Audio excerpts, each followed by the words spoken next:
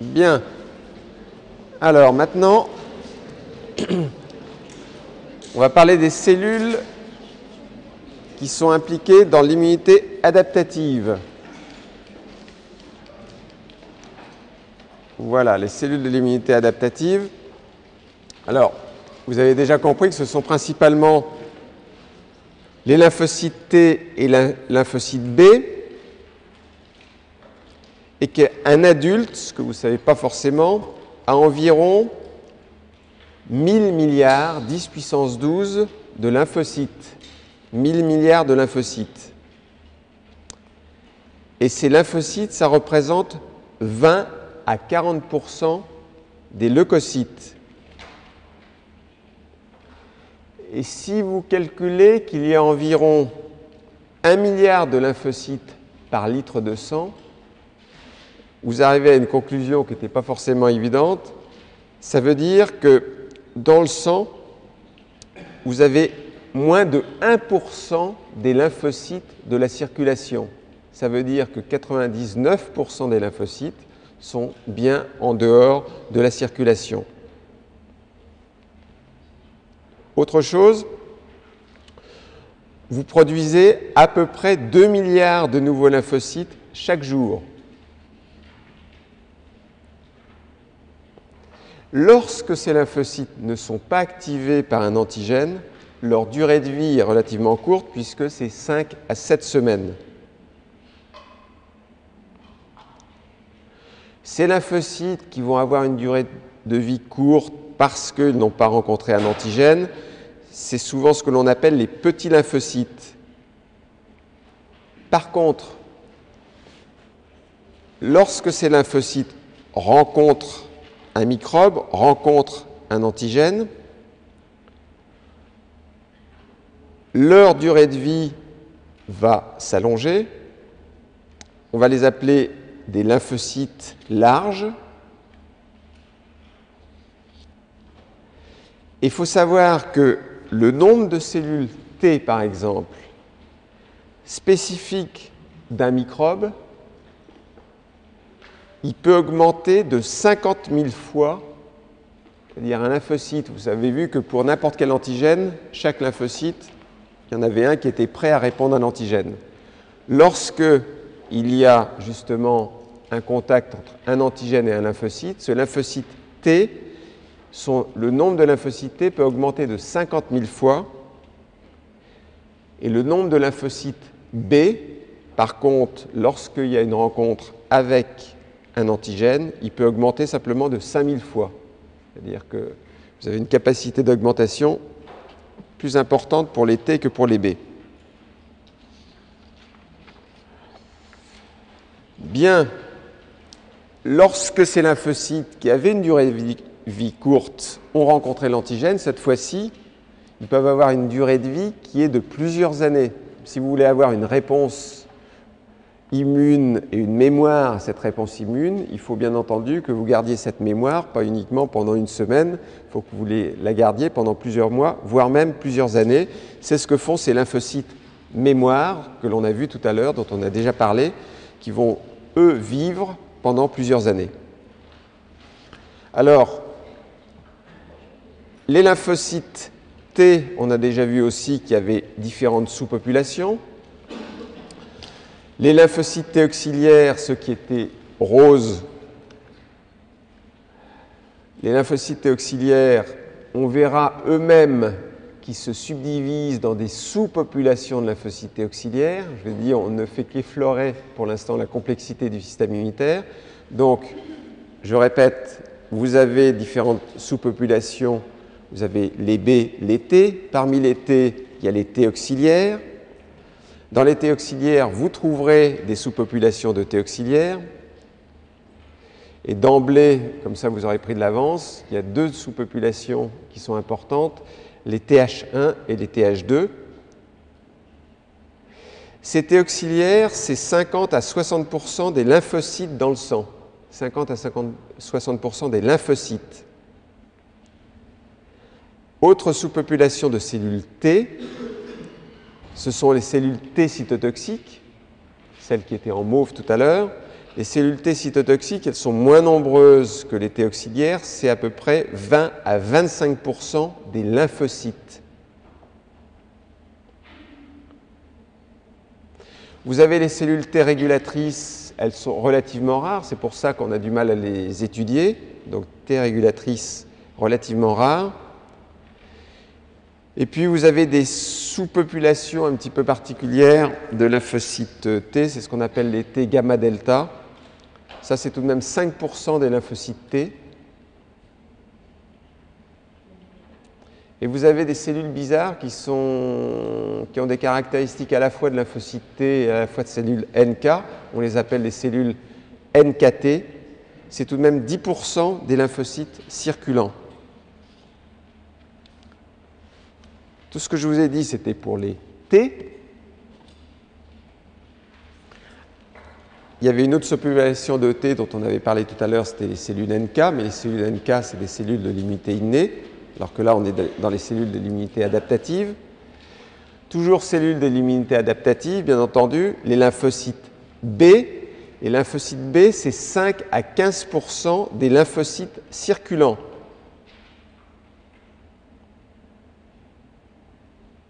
Et vous le verrez, à leur surface, ces lymphocytes ont des récepteurs de surface qui sont en fait des immunoglobulines de surface.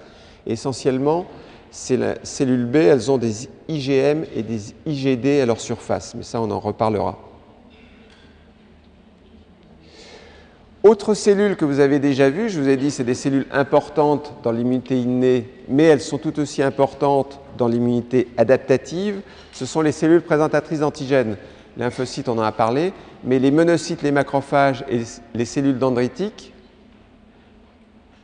dont on a parlé en tout cas pour les monocytes, macrophages et cellules dendritiques déjà dans l'immunité innée, puisqu'on en avait besoin dans l'immunité innée, ce sont également des cellules qui sont importantes dans l'immunité adaptative et dans l'immunité, oui. Alors,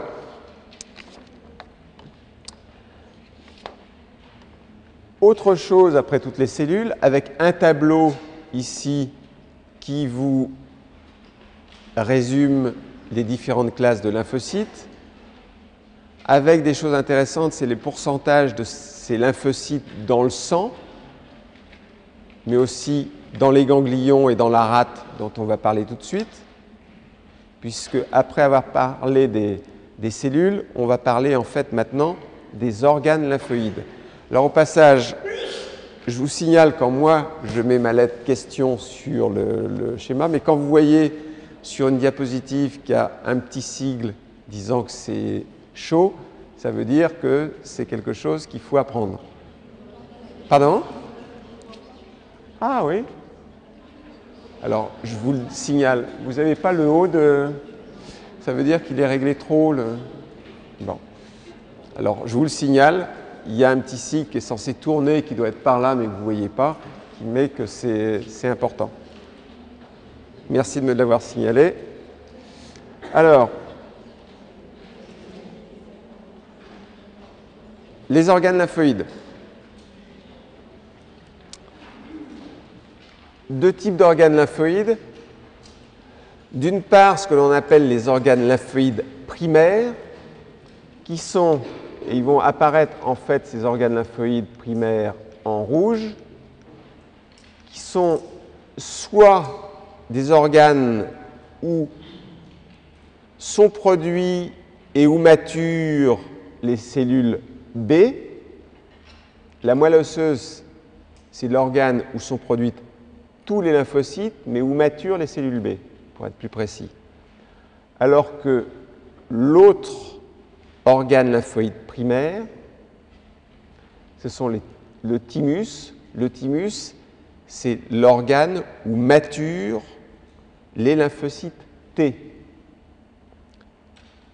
Donc ces organes lymphoïdes primaires, soit ils sont générateurs, ce qui est le cas de la moelle, qui est générateur, soit ils servent d'endroit où maturent les lymphocytes, la moelle pour la maturation des lymphocytes B, et le thymus pour la maturation des lymphocytes T. Alors, la moelle, je viens de vous dire que c'est là d'où proviennent tous les lymphocytes. Chez le fœtus, il faut se souvenir tout de même que l'hématopoïèse, elle se fait d'abord dans ce qu'on appelle le sac vitellin, puis ensuite ça se fait dans le mésenchyme para-aortique, plus tard c'est dans le foie et dans la rate. Ça, il faut retenir la notion que chez le fœtus, ça se fait aussi, cette génération des lymphocytes, dans le foie et dans la rate. Vous verrez pourquoi je vous dis ça. Progressivement, l'hématopoïèse, elle va se faire surtout dans la moelle des os plats. À la puberté, c'est principalement dans le sternum, dans les vertèbres, dans les os iliaques, dans les côtes.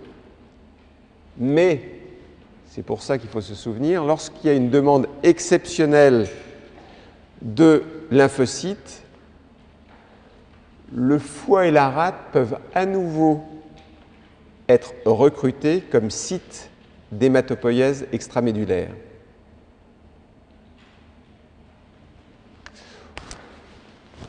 Autre chose, là vous notez que je cherche mon crayon. Voilà. Pour noter que les plasmocytes, ces cellules qui dérivent des lymphocytes B qui vont produire des anticorps, et les cellules T-mémoire, ces cellules qui vont vous permettre d'avoir une réponse secondaire rapide, elles migrent et elles résident où? Ça sera la question. Elles migrent et elles résident dans la moelle osseuse. D'accord?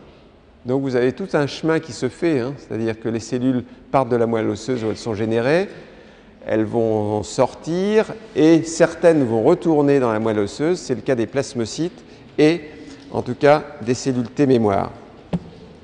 Alors, on va passer plutôt rapidement parce que tout ça va être refait beaucoup mieux que moi, je pense, en hématologie, simplement pour que vous ayez la notion que le thymus, c'est donc bien cet endroit où les cellules T maturent. C'est un organe qui est bilobé, qui est juste derrière le sternum.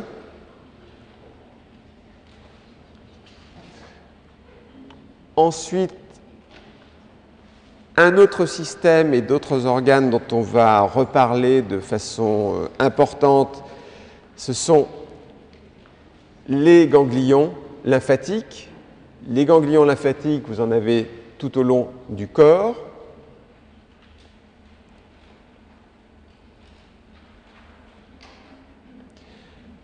Le ganglion lymphatique, on verra sa zone, vous avez le cortex externe, vous avez le paracortex, vous avez les médullas centrales.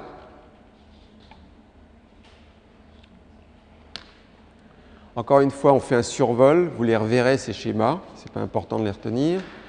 Vous verrez qu'il y a, au moment de la réponse immune, le ganglion, c'est l'endroit où se rencontrent justement des cellules présentatrices d'antigènes qui, de temps en temps, ces cellules présentatrices d'antigènes, elles ont été, lorsque vous coupez, vous avez un microbe qui pénètre. Il y a une cellule présentatrice d'antigènes qui va reconnaître le microbe, qui va le transporter jusqu'au ganglion. Dans le ganglion, la cellule présentatrice va présenter l'antigène à des lymphocytes. Et c'est là où va se faire la multiplication des lymphocytes. Pourquoi, lorsque vous avez mal à la gorge, il y a tout d'un coup les ganglions qui enflent? Parce qu'il y a la réponse immune qui se fait, une multiplication des lymphocytes dans le ganglion qui répondent aux cellules présentatrices qui ont apporté l'antigène depuis l'extérieur. On reverra tout ça. Mais ce qu'il y a d'intéressant, c'est de noter que dans les ganglions, chaque jour, il y a 25 milliards de lymphocytes qui transitent à travers les ganglions. 25 milliards de lymphocytes qui transitent à travers les ganglions. Et quel que soit votre lymphocyte, un lymphocyte, il va passer dans un ganglion au moins une fois par jour. Ça veut dire que lorsque les cellules présentatrices d'antigènes auront apporté l'antigène au niveau du ganglion, dans la journée, il va bien y avoir un lymphocyte qui va être capable de reconnaître cet antigène. Alors,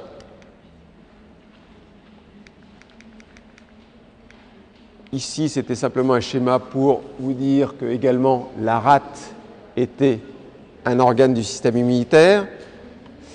Mais maintenant, on va passer à autre chose, toujours ce survol du système immunitaire. Les différentes phases de la réponse immune.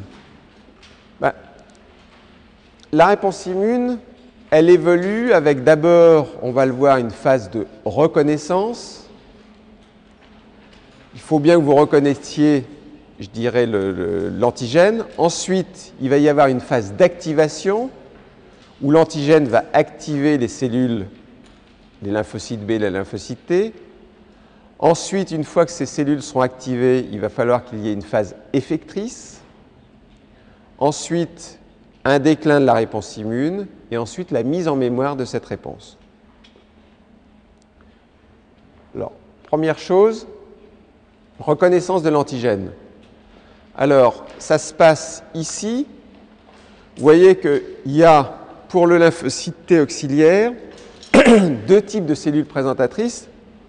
Les monocytes, les macrophages, ici, et les cellules dendritiques, les cellules présentatrices professionnelles. Donc ça, ce sont les deux types de cellules qui sont capables de vous présenter en fait un antigène.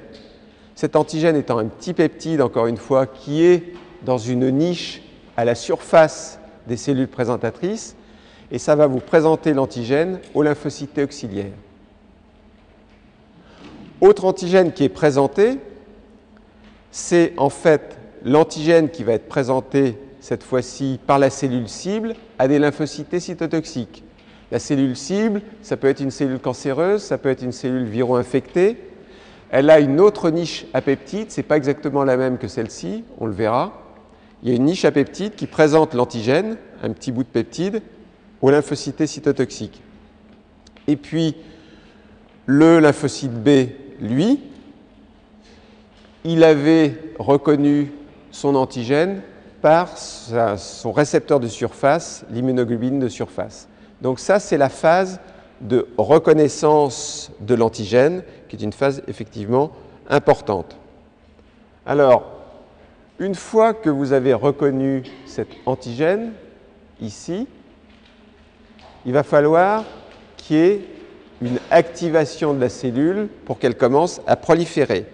Donc, on va arriver à cette seconde phase de la réponse immune, qui est la phase d'activation des lymphocytes. Et là, il y a un message important à savoir, puisque c'est une généralité et c'est toujours vrai. Pour que vous soyez capable d'activer des lymphocytes, et ça, j'y vais doucement parce que tout au long de l'année dernière, ça a été une question qui m'a été reposée 10 fois, parce que ça veut dire que ce n'était pas très compréhensible. Pour que vous soyez capable d'activer des lymphocytes, il faut que vous l'ayez reconnu l'antigène, il faut que le lymphocyte ait reconnu l'antigène, mais simplement de reconnaître l'antigène, ça ne suffit pas. Il faut, pour que le lymphocyte B, et on verra que c'est exactement la même chose pour le lymphocyte T, pour que ces lymphocytes soient activés, il faut au moins qu'il ait reçu 2 signaux. Prenez le lymphocyte B, celui qui est ici. Le premier signal qui va permettre à ce lymphocyte d'être activé, c'est en fait tout simplement la reconnaissance d'un peptide antigénique. C'est la reconnaissance de l'antigène. Vous dites ça, de reconnaître l'antigène, ça devrait me permettre, moi, d'agir. Non, il faut qu'il y ait un second signal. Et ce second signal, on le verra, c'est donné par une protéine qui est présente dans le sérum, qui est une protéine du complément. Si vous n'avez pas ces deuxièmes signaux, parce qu'ils peuvent être de différentes sortes, en fait, ces seconds signaux, vous n'avez pas d'activation. C'est pour ça qu'un antigène, quand on disait tout à l'heure, ça peut à la fois, un antigène par définition, c'est une substance qui est reconnue et ou active le système immunitaire. Le et ou est important parce que la reconnaissance ne suffit pas à activer le système immunitaire. C'est vrai également pour la reconnaissance de l'antigène par les lymphocytes T auxiliaires qui reconnaissent un antigène présenté par une cellule présentatrice. Vous dites, Voilà la cellule présentatrice. Il y a effectivement un premier signal qui vient de la présentation de l'antigène par les cellules présentatrices. En fait, le macrophage, là, il a digéré le microbe. Après avoir digéré le microbe, il a découpé le microbe en peptides. Il présente un petit peptide à la surface du macrophage. Ce petit peptide, c'est un antigène qui va être reconnu par le lymphocyte T. Mais s'il n'y a pas d'autres signaux, des seconds signaux, qui sont des protéines solubles, qui sont produites par les macrophages, qui sont ce qu'on appelle, vous le verrez, des molécules co-stimulatrices, il n'y aura pas d'activation du lymphocyte. Donc, 2 signaux toujours pour qu'il y ait non seulement reconnaissance, ça c'est le premier signal, mais pour qu'il y ait bien une activation. Alors, c'est l'hypothèse des 2 signaux, ça. Et une fois que vous avez ces 2 signaux qui ont été reconnus par les lymphocytes, le lymphocyte va pouvoir être activé, ça veut dire qu'il va synthétiser des nouvelles protéines. Ça, c'est vrai pour le lymphocyte T auxiliaire, et on verra c'est vrai pour le lymphocyte T cytotoxique, pour le lymphocyte B. Donc, synthèse de nouvelles protéines, prolifération des cellules, on l'a vu, et différenciation des cellules en cellules effectrices. Au départ, le lymphocyte B, il est naïf, ce n'est pas un effecteur de la réponse immune.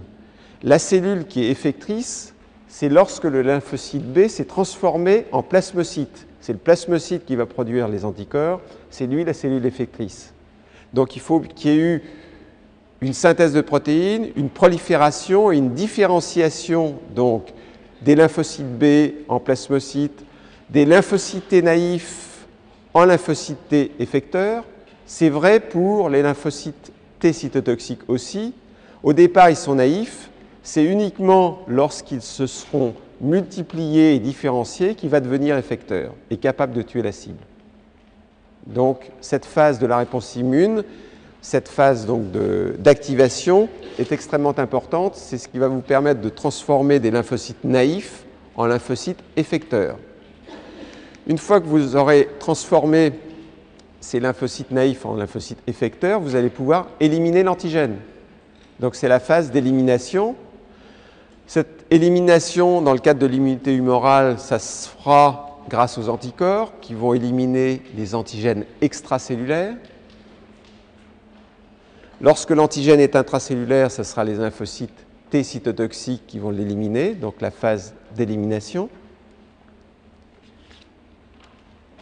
Ensuite, il va falloir tout de même que vous différenciez quelques cellules, non pas en cellules effectrices, mais en cellules mémoire. Donc, vous préparez l'avenir. Ça, c'est la phase, ce sont les cellules effectrices qui vont tuer la cellule cible. Encore des cellules effectrices, des lymphocytes T auxiliaires qui tuent la cellule cible. Des cellules T cytotoxiques qui viennent au contact de la cellule cible pour la tuer. Donc là, vous êtes encore en phase effectrice de la réponse immune. D'accord ? Maintenant, vous avez été actif, vous avez établi une synergie, comme on a dit tout à l'heure, entre la réponse immune adaptative et la réponse innée. Je l'ai déjà dit, ça. Vous avez éliminé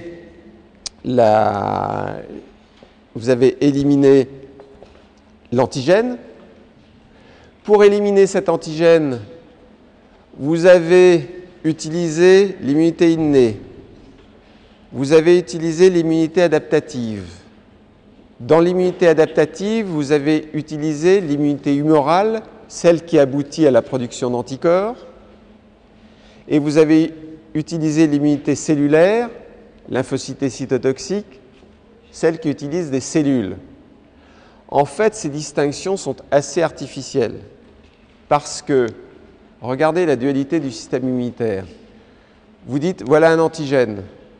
Je vais répondre, immunité adaptative humorale, je vais transformer mes lymphocytes B en plasmocytes, je produis des anticorps, mais en même temps, j'ai l'immunité cellulaire, c'est-à-dire je vais faire agir des lymphocytes T cytotoxiques, mais que ça soit l'immunité humorale, les lymphocytes B, que ce soit l'immunité cellulaire, vous avez toujours besoin, en fait, de lymphocytes T auxiliaires.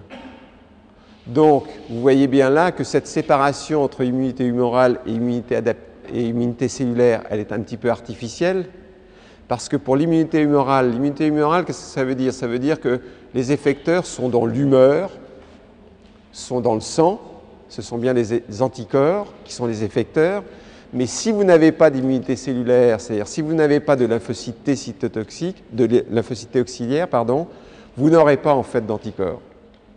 Donc il y a une dualité du système immunitaire où immunité humorale et immunité cellulaire, tout ça, ça marche ensemble. Alors, élimination de l'antigène, j'ai été passé un petit peu vite au déclin de la réponse immune.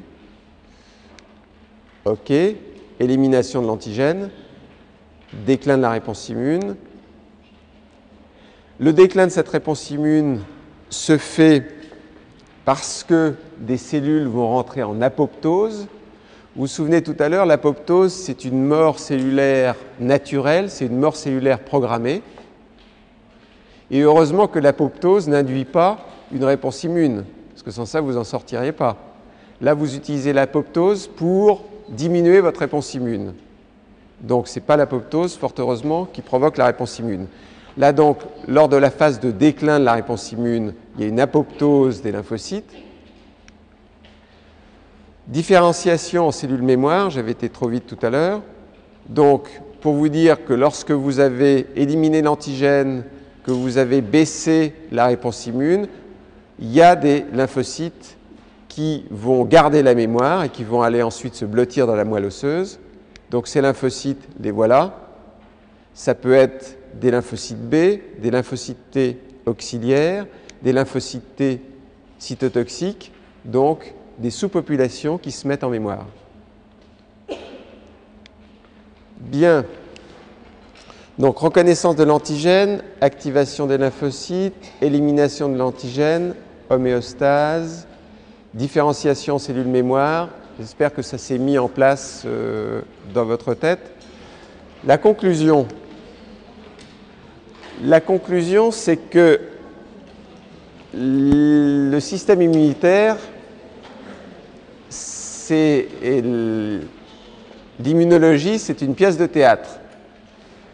C'est-à-dire que vous avez certains acteurs, je vais vous présenter au cours des heures qui vont suivre les différents acteurs qui vont jouer cette pièce de théâtre, les lymphocytes, les anticorps, etc.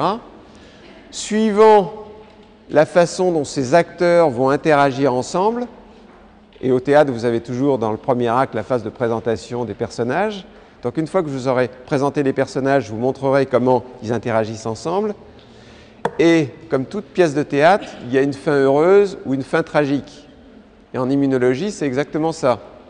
Si votre système immunitaire fonctionne bien, vous aurez à la fin de la pièce de théâtre la guérison du patient. Si ça fonctionne moins bien, ça fera des maladies et de temps en temps, ça fera une fin tragique. Voilà, une présentation du système immunitaire. Et maintenant, comme je vous l'ai dit, premier acte, on présente les acteurs. Et là, je dois changer de cours.